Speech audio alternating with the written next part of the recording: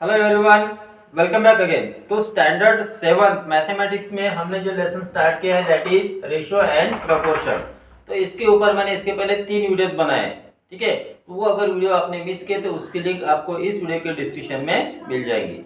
तो आज हम देखते हैं एक्सरसाइज 9.3 जो ऑन द बेसिस है प्रोपोर्शन के, जिसमें हमने प्रोपोर्शन क्या होता है और कंटिन्यूड प्रोपोर्शन क्या होता है इसके पहले की वीडियो में हमने देखा है। तो चलो स्टार्ट करते हैं एक्सरसाइज 9.3 जो है कोडा के बुक से। उसके पहले बता दो कि अगर आप मेरे चैनल पे नए हो तो चैनल को प्लीज सब्सक्राइब करो, बेल आइकन को प्रेस करो और वीडियो अच्छा लगे तो लाइक करो और अपने फ्रेंड्स के साथ शेयर करो। चलो स्टार्ट करते हैं। Question 1, verify that the following numbers are in proportion. तो यहाँ पे आपको 4 नंबर्स दिए हैं और पूछा है कि क्या ये 4 नंबर्स प्रोपोर्शन में है।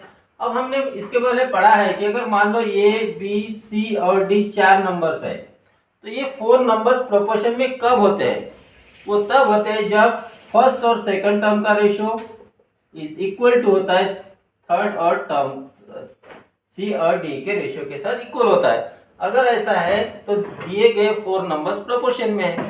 तो इसको हमने कैसे सॉल्व किया था? A upon B equal to C upon D हो गया। इसका मतलब A multiply D equal to B multiply C. अगर ऐसा है ये और डी, ये हो गई फर्स्ट टर्म, डी हो गई fourth term. First term multiply fourth term यानी प्रोडक्ट ऑफ फर्स्ट और फोर्थ टर्म। आपको पता है कि फर्स्ट और फोर्थ टर्म को हम एक्सट्रीम टर्म्स कहते हैं या फिर एक्सट्रीम्स कहते हैं, और सेकंड और थर्ड टर्म को हम मीन्स कहते हैं या फिर मिडल टर्म्स कहते हैं। तो अगर product of extremes equal to product of means होता है then we can say that the given numbers are in proportion. अब यहाँ पे देखो 12 हो गई ये, 18 हो गई बी, 40 हो गई सी और 60 हो गई डी, ठीक है। तो we can write it in this way also, और you can write directly find product of extremes. Okay, so we will write here first given numbers are, right here in this way, given numbers are कौन से है? 12, 18, 40, 60. So first we will find product of extremes. Therefore, product of extremes is equal to, extreme terms कौन सी है? पहली term और last term, that is equal to 720. अब हम फाइंड करेंगे product of means. Therefore, product of means is equal to product of means equal to middle term कौन सी है? 18 इंटू 40, सेकंड और थर्ड टर्म, ठीक है। तो 18 4 जा 72, एक जीरो लगाओ। यहाँ पे आप देखोगे कि एक्सट्रीम्स का प्रोडक्ट और मीन्स का प्रोडक्ट दोनों सेम है।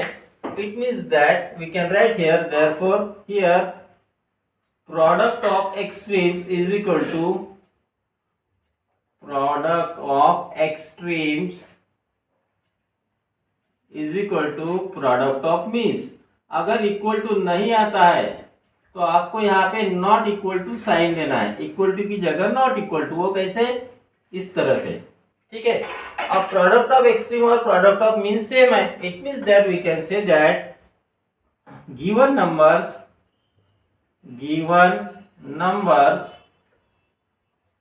12, 18, 40 and 60 are in proportion। तो अगर आपको दिए गए नंबर्स प्रोपोर्शन में है या नहीं है ये पूछा है तो हमें इस तरह से इस क्वेश्चन को सॉल्व करना है। तो इस तरह से आप क्वेश्चन 1 में के बाकी के सब एग्जांपल सॉल्व कर सकते हो। तो अभी हम देखते हैं question number 2, find the value of p from the following proportion. यहाँ पे एक हमें प्रोपोर्शन दिया है और इसमें हमें p की वैल्यू फाइंड करनी है। अब p देखो यहाँ पे सेकंड टर्म है तो सेकंड टर्म फाइंड करना है। कभी p थर्ड टर्म में हो सकता है, कभी फोर्थ टर्म में हो सकता है या कभी फर्स्ट टर्म में भी हो सकता है। तो आपको पता है in general a is to b as c is to d, a b और c और d अगर 4 नंबर प्रोपोर्शन में है तो we can write it as a upon b equal to c upon d। इस तरह से हम इसे लिखते हैं। So in the way we will write it, therefore we will get 7 upon p equal to 35 upon 45। अब यहाँ पे हम करेंगे क्रॉस मल्टीप्लिकेशन। क्रॉस मल्टीप्लिकेशन करते समय पहले उसकी क्रॉस मल्टीप्लिकेशन करो जिसमें वेरिएबल है, जैसे यहाँ पे है ना, अननोन टर्म है, तो p को 35 से मल्टीप्लाई करेंगे। So will get here p multiply 35 equal to 7 से 45 को 7 इंटू 45। अब यहाँ पे आप कैलकुलेट मत करो, 35 को हम ट्रांसपोज करेंगे RHS में, therefore we will get here p equal to 7 into 45 upon 35। See 35 is divisible by 7, so we will get here 7 1 जा 7, 7 5 जा, remain 45 upon 5, डिवाइड करो, so we will get here 9।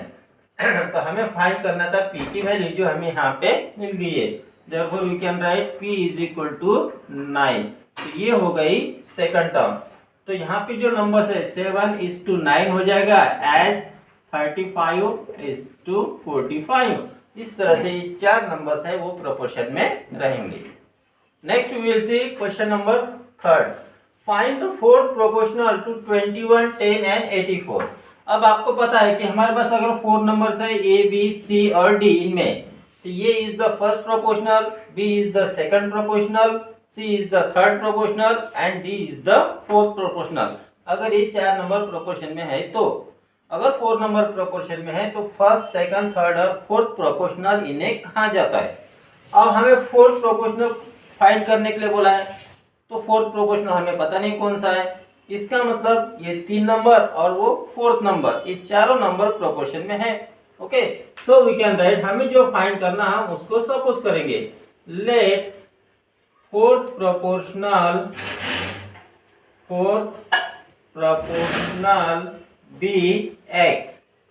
Unknown quantity को हम suppose करते हैं x.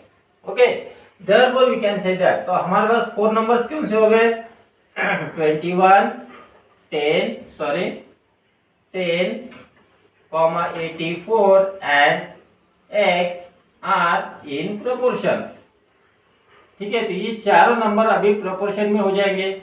अब ये चारों नंबर प्रोपोर्शन में है, इसका मतलब हम इसको कैसे लिखेंगे, देयरफॉर फर्स्ट और सेकंड नंबर का proportion is as ratio is as third और फोर्थ नंबर का रेशियो। ये हो गया इनका proportional form. Therefore we will get here 21/10 equal to 84/x। तो इस तरह से हम लिखते हैं, वो कैसे, जैसे a is to b as c is to d है, a b c d चार नंबर प्रोपोर्शन में, therefore we can write it as a/b equal to c/d।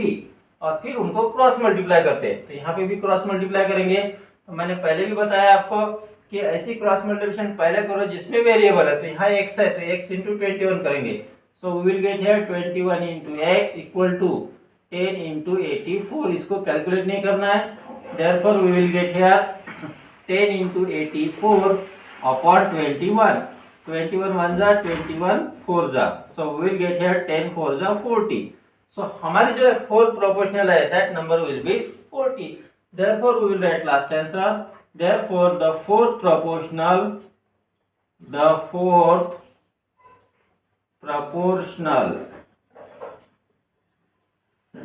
is 40। तो इस तरह से आपको first proportional find, second, third या fourth, चारों में से कोई एक प्रोपोर्शनल अगर फाइंड करना है तो सेम इसी मेथड से आपको इसको सॉल्व करना है। Next we will see question number 4, find the mean proportional between 6 and 24। तो मीन प्रोपोर्शनल क्या होता है, इसके पहले की वीडियो में हमने देखा है, चलो उसको थोड़ा रिवाइज करते हैं। मान लो कि हमें 3 नंबर दिए ए बी और सी, और कहा कि ये 3 नंबर प्रोपोर्शनल में है, तो 3 नंबर जब भी होते हैं वो होते हैं कंटिन्यूड प्रोपोर्शनल में। ठीक है, तो उसको कैसे लिखते हैं हम, a is to b as b is to c, ऐसे लिखते हैं। Okay, so that will we will get a/b equal to b/c। ये जो मिडिल टर्म होती है वो सेम होती है, it means that we will get here a into c करो तो a into c equal to b into b यानी b स्क्वायर। इसका मतलब क्या हुआ, b square equal to ac। अगर इस तरह से है, इट मीन्स दैट यहाँ पे हमने b को कहा था means of a and c। तो अब यहाँ पे देखो आप, हमें मीन प्रोपोर्शनल फाइंड करना है, मतलब मिडिल टर्म फाइंड करना है, b को फाइंड करना है, वो हमें पता नहीं। सो जब मीन प्रोपोर्शनल फाइंड करना है, इसका मतलब दिए गए 3 नंबर्स कंटिन्यूड प्रोपोर्शन में रहेंगे। Therefore we can say that here let, so I will write here let mean proportional be x. ठीक है, therefore अब हमारे नंबर्स कौन से हो जाएंगे, पहले होगी 6 और ये जो मिडल है वो हो जाएंगी x और जो लास्ट है थर्ड टर्म वो 24 आर इन कंटिन्यूड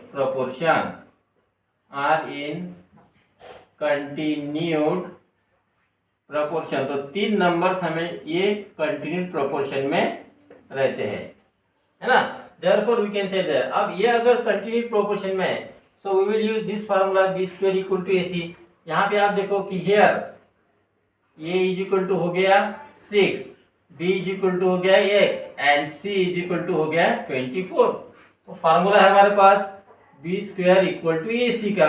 अगर ये तीन नंबर कंटिन्यूड प्रोपोर्शन में है, इसका मतलब b square equal to ac होता है ना। सो वैल्यू पुट अप करो, b की वैल्यू है x, तो x square is equal to product of extremes, तो c first and third term 24 is equal to, so we will get here 6 4 जा 24, 6 2 जा 12, 14। ओके, अब हमें तो x की वैल्यू चाहिए 1, तो हमें स्क्वायर हटाना है, तो उसके लिए हम स्क्वायर रूट लेंगे। Therefore square root of x square is equal to square root of 144। अब स्क्वायर और स्क्वायर रूट कैंसिल होता है, कैसे होता है बहुत बार बताया है। 144 का जो स्क्वायर रूट है वो हो गया 12, तो जो हमारा जो क्या मीन प्रोपोर्शनल है वो हो जाएगा 12। So we will write last answer, therefore the mean proportional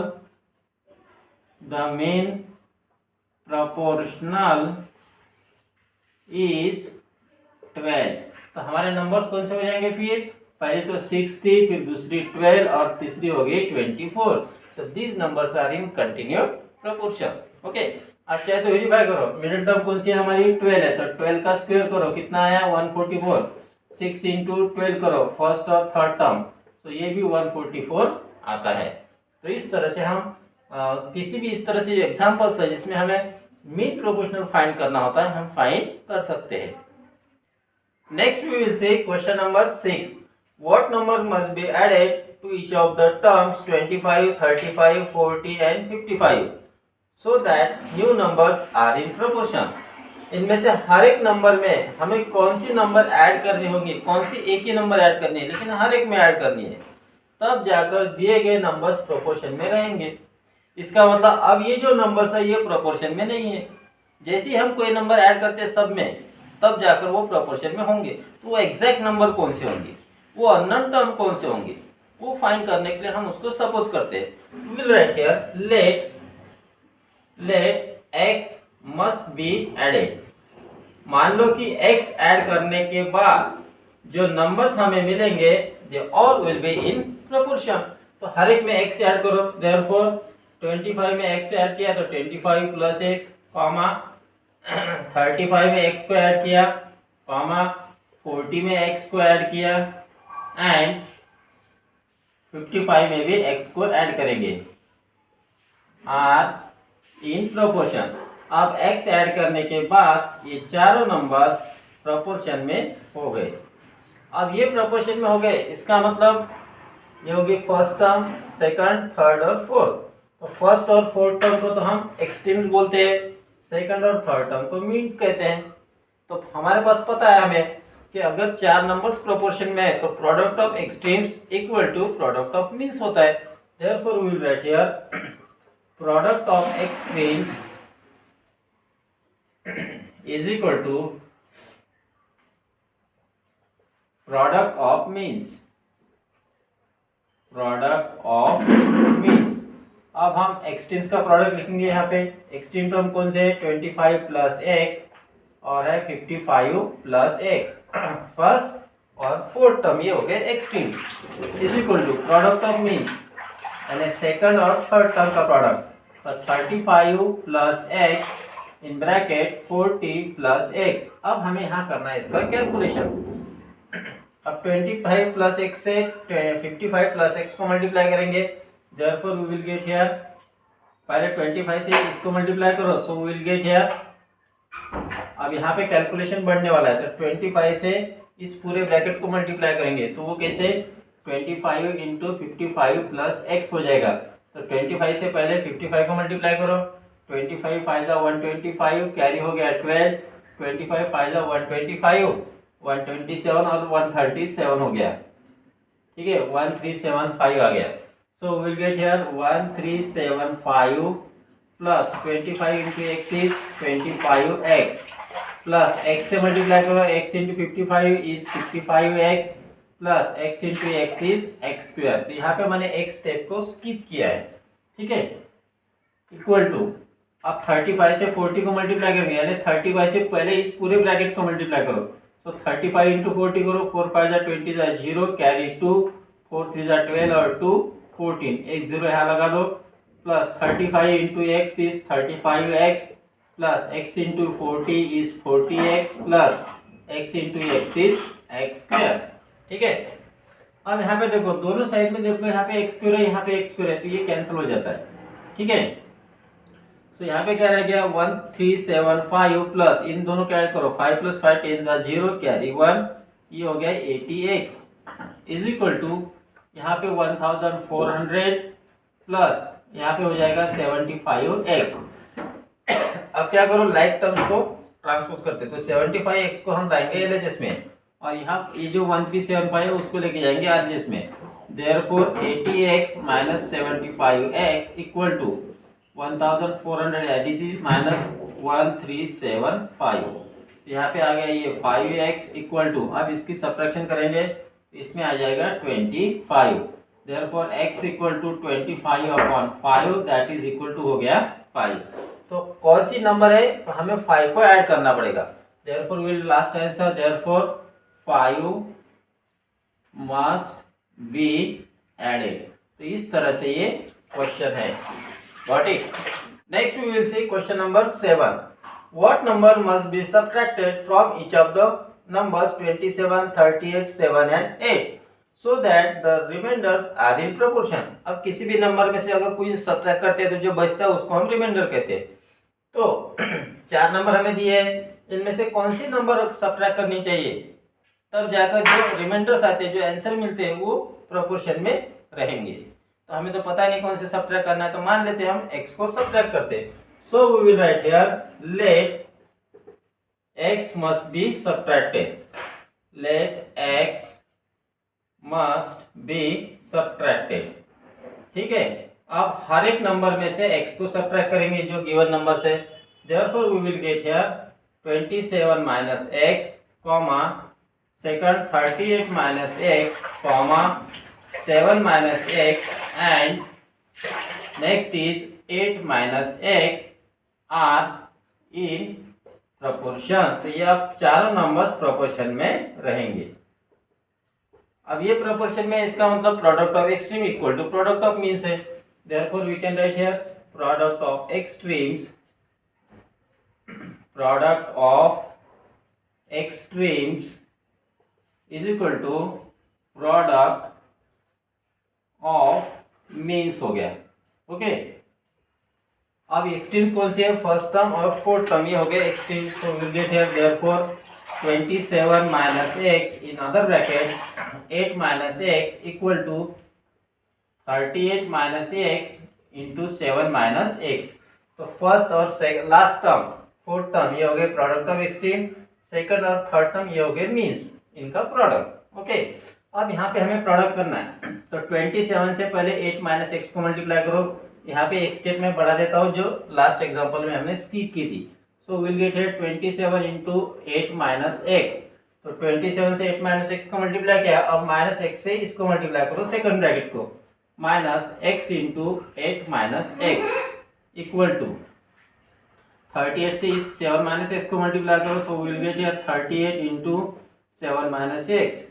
अब सेकंड टर्म माइनस एक्स है, उससे इसको मल्टीप्लाई करेंगे, minus x into 7 minus x. 27 से 8 को मल्टीप्लाई करो। So will get here therefore 8 7 जा 56, कैरी 5, 8 2 जा 16 और 5 21, minus 27 into x is 27x।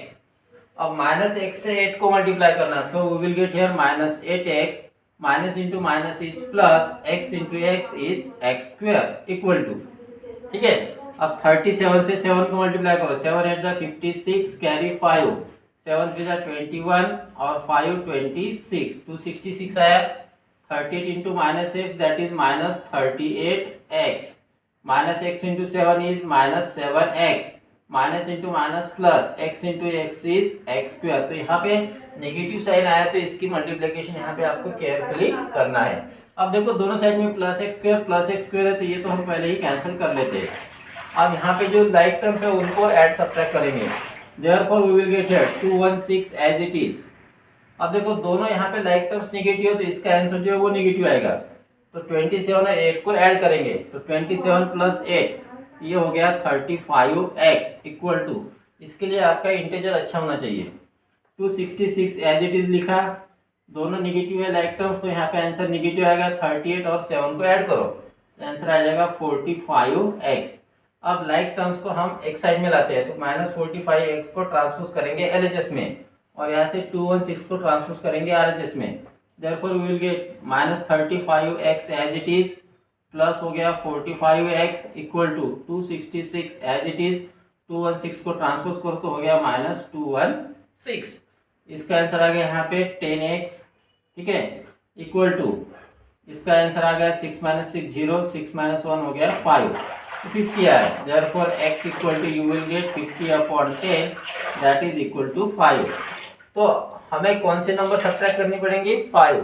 तो इन हर एक में से 5 सब्ट्रैक्ट करो तो जो आंसर आएगा, जो रिमाइंडर रहेंगे that will be in proportion. Therefore we will write last answer, therefore 5 must be subtracted. तो इस तरह से ये क्वेश्चन है, कभी सब्ट्रैक्टेड, कभी एडेड, कभी डिवाइडेड, कभी किससे मल्टीप्लाई करना, इस तरह से अलग अलग प्रकार के क्वेश्चन आपको पूछे जा सकते हैं। We will see question number 8. The scale of a map is 1:25 और इसके सामने यहाँ पे 6 जीरो दिए है। What is the actual distance between the two towns if they are 4 centimeter apart on the map? अब आप मैप देखते हो ज्योग्राफी में, तो मैप में जो टाउन्स है वो नज़दीक दिखाए रहते हैं और वहाँ पे एक स्केल दिया रहता है। तो इस तरह से अगर स्केल दिया है तो इसका मतलब क्या होता है एक्चुअली स्केल का, और इस स्केल से दो टाउन्स के बीच का एक्चुअल डिस्टेंस कितना होता है वो कैसे फाइंड करना। तो चलो देखते हैं। सबसे पहले तो हम लिख लेते हैं कि हमें मैप मतलब स्केल क्या दिया है। So scale on map is, scale on map is 1:25 और उसके सामने 6 जीरो, 2 4 और 2 6, ये हमें दिया है। इसका मतलब क्या होता है, अगर मान लो कि मैप में 1 सेंटीमीटर डिस्टेंस दो टाउन्स का है 1 सेंटीमीटर है, तो मतलब एक्चुअल डिस्टेंस इतना हो जाएगा, ये होगा मैप का और ये होगा एक्चुअल, है ना। So if distance on map, if distance on map is 1 centimeter, then actual distance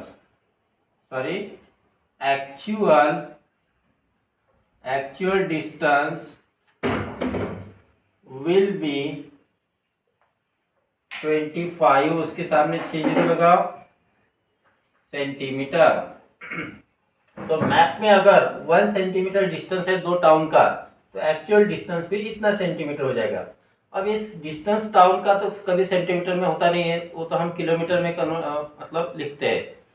तो 1 किलोमीटर यानी कितना सेंटीमीटर होता है, ये अगर आपको पता नहीं तो उसके लिए आपको पता है एक रिलेशन, कौन सा, किलो हेक्टो टेका फिर मीटर डेसी सेंटी मिली, ठीक है, ये आपको रिलेशन पता है। अब क्या करना है आपको, अब इसमें आपको क्या करना है कि सेंटीमीटर का कन्वर्शन करना है किलोमीटर में। तो सेंटीमीटर कहाँ पे, यहाँ पे, इसका कन्वर्शन करना है किलोमीटर में, है ना। तो यहाँ इस राइट टू लेफ्ट जब जाते हैं तो हम डिवाइड करते हैं, तो कितने सेंटीमीटर के बाद कितने प्लेसेस है, 1 2 3 4 और 5, तो 1 के सामने 5 जीरो लगा दो, 1 2 3 4 5, तो इतने नंबर से हमें डिवाइड करना है। इसका मतलब क्या हो गया, 1 सेंटीमीटर इक्वल टू 1 अपॉन 1 के सामने 5 जीरो लगा, 1 2 3 4 5, ये हो गया कन्वर्शन किलोमीटर में। तो इसको पावर अगर पुट करें तो 1 लाख से डिवाइड करना है, ठीक है। तो इतने सेंटीमीटर यानी कितने किलोमीटर होते वो फाइंड करेंगे। You know that 1 centimetre is equal to 1/1 lakh kilometre. Okay, therefore we can say that 25 centimetre equal to, so 25 1 2 3 4 5 6, इसको डिवाइड करेंगे 1 के सामने 50 1 2 3 4 5, और ये हो गया कन्वर्शन किलोमीटर में। ठीक है, सेंटीमीटर का कन्वर्शन हो गया अभी किलोमीटर में। दैट इज इक्वल टू, अब यहाँ 50 है, 1 2 3 4 5, 1 2 3 4 5, तो आंसर आ गया 250 किलोमीटर। ठीक है, तो ये हो गया स्केल, यानी स्केल पे अगर 1 सेंटीमीटर डिस्टेंस है दो मतलब मैप में जो स्केल है उसमें अगर 1 सेंटीमीटर डिस्टेंस है दो टाउन के बीच में, तो एक्चुअली डिस्टेंस रहेगा 250 किलोमीटर। अब क्वेश्चन में क्या है, if they are 4 centimetre apart on the map, अब वो दोनों दो टाउन एक दूसरे से 4 सेंटीमीटर अपार्ट है। अब यहाँ से आप इसको यूनिटरी मेथड से भी कन्वर्ट कर सकते हो, या फिर हम इस तरह से अगर जाए तो हम यहाँ लिखना पड़ेगा पहले distance on map, distance on map, और यहाँ पे हम लिखेंगे एक्चुअल डिस्टेंस कितना है, एक्चुअल डिस्टेंस। ठीक है, अब डिस्टेंस ऑन मैप अगर 1 सेंटीमीटर है तो एक्चुअल डिस्टेंस कितना होता है, वो होता है 250 किलोमीटर। इसको मैं थोड़ा ग्राफ इस तरह से बना लेता हूँ। ठीक है, अब ठीक है, अब मैप में अगर 1 सेंटीमीटर डिस्टेंस है तो एक्चुअल डिस्टेंस रहेगा 250 किलोमीटर। ये क्यों, on the basis of this ratio. अब मैप में डिस्टेंस कितना दिया है दो टाउन का, वो दिया है 4 सेंटीमीटर, और हमें पूछा है एक्चुअल डिस्टेंस कितना है, वो हमें पता नहीं। अब मान लेते हैं कि एक्चुअल डिस्टेंस है x किलोमीटर। ठीक है, यहां तक समझ में आया आपको। अब इन दोनों का ratio will be equal to इन दोनों का रेशियो, क्योंकि ये होगी फर्स्ट टर्म, ठीक है, सेकंड थर्ड और फोर्थ टर्म। तो पहले हम इन दोनों का रेशियो फाइंड करेंगे, विल बी इक्वल टू इन दोनों का ratio. Therefore we will get here 1:4, और ये रहेंगे प्रोपोर्शन में, प्रोपोर्शन 250:x। अब इसको हम करेंगे सॉल्व, इसको साइड में सॉल्व करते हैं। Therefore we will get here 1/4 equal to 250/x। Cross multiply करो, 1 into x is x is equal to 250 into 4, that is equal to 1000। ठीक है, तो x की वैल्यू आ गई 1000, तो यहाँ पर हम लिखेंगे किलोमीटर। तो एक्चुअली वो दो टाउन के बीच का जो डिस्टेंस है वो रहेगा 1000 kilometre. Therefore we will write last answer, the actual distance between the two towns, therefore the actual distance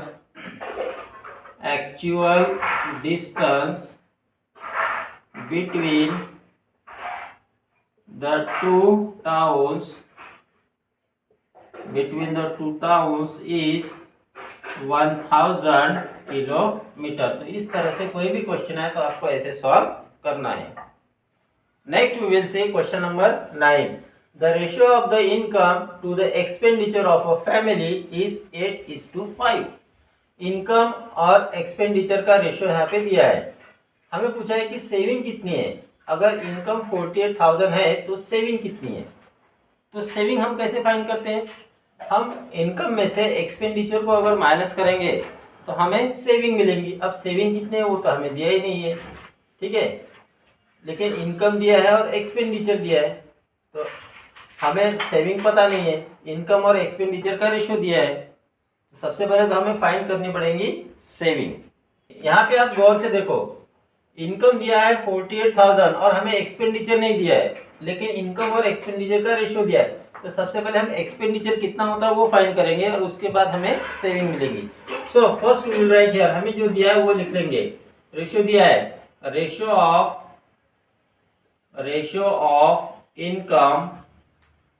ratio of income to expenditure, ratio of income to expenditure जो दिया है 8:5, और इनकम कितना दिया 48,000 and income is equal to दिया है ₹48,000। हम सबसे पहले फाइंड करेंगे एक्सपेंडिचर, हमें एक्सपेंडिचर पता नहीं। So will write here therefore let expenditure be x.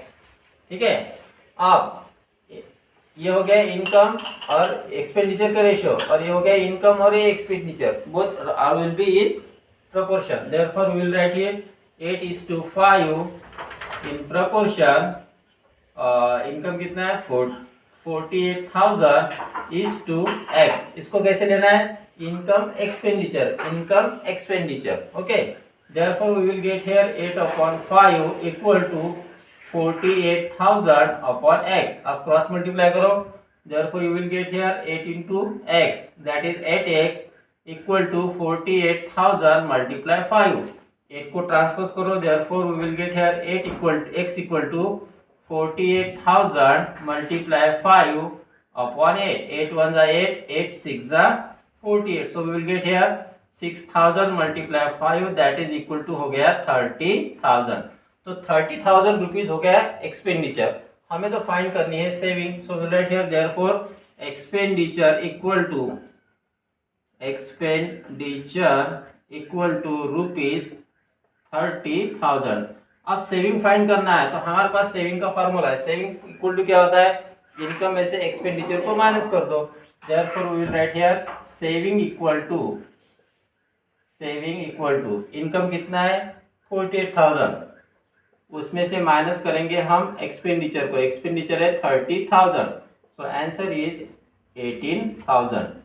तो टोटल जो सेविंग है वो हो जाएगी 18,000। So will write last answer, therefore the saving is rupees 18,000। तो इस तरह से ये क्वेश्चन है, got it. And now we will see last question of this exercise, question number 10। ठीक है, the ratio of the income of a person to his saving is 15:2। तो income और सेविंग का हमें यहाँ पे रेशियो दिया है। If his saving 1 year is 7,500, what is his monthly income. तो 1 ईयर की सेविंग दी है 75,000, तो सबसे पहले हमें 1 ईयर का इनकम फाइंड करना पड़ेगा, और 1 ईयर के इनकम के बाद हम फाइंड करेंगे उसका मंथली इनकम। तो सबसे पहले तो हम लिख लेते हैं यहाँ पे जो रेशियो दिया है उसे। So we will write here ratio of income to saving, ratio of income to savings is equal to दिया है 15:2। ठीक है, तो सेविंग दिए हमारे पास 7,500, savings is equal to rupees 7,500 दिया है। हमें फाइंड करना है income. Let, so write here let income of 1 year, क्योंकि सेविंग भी हमें 1 ईयर की दी है, so will write income of 1 year be rupees x. ठीक है, तो अब ये हो जाएगा प्रोपोर्शन में। Therefore we will write here 15:2 as 7,500 is to x. Income का सेविंग के साथ है, तो ये इनकम ये सेविंग, इसलिए यहाँ पे ये इनकम आ गया।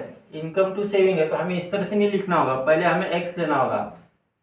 Income to saving, income x है और सेविंग कितना है 7,500, इस तरह से हमें इसको लिखना है, क्योंकि रेशियो इनकम टू सेविंग है, तो पहले इनकम फिर saving, income saving. Okay, therefore we will get here 15/2 equal to x upon 7,500। Cross multiply करो, therefore 2x equal to 15 into 7,500। 2 को ट्रांसपोज कर देंगे, therefore x equal to 15 multiply 7,500 divided by 2। 2 से divide करो, 2 1 जा 2, 3,000, सॉरी इसको divide करेंगे, 2 3 जा 6, रिमेन 1, 5 2 7 जा 14, रिमेन 1 0, 2 5 जा 10, 3,750 आया।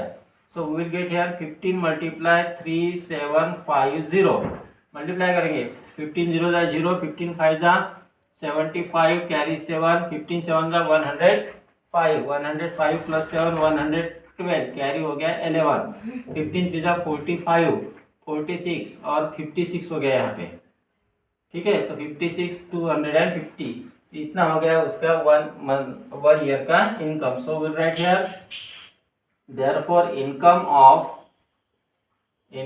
of 1 year इक्वल टू 56, यहाँ पे रुपीज लिखेंगे, रुपीज 56,250। लेकिन हमें तो 1 मंथ का इनकम फाइंड करना है, therefore we will write here income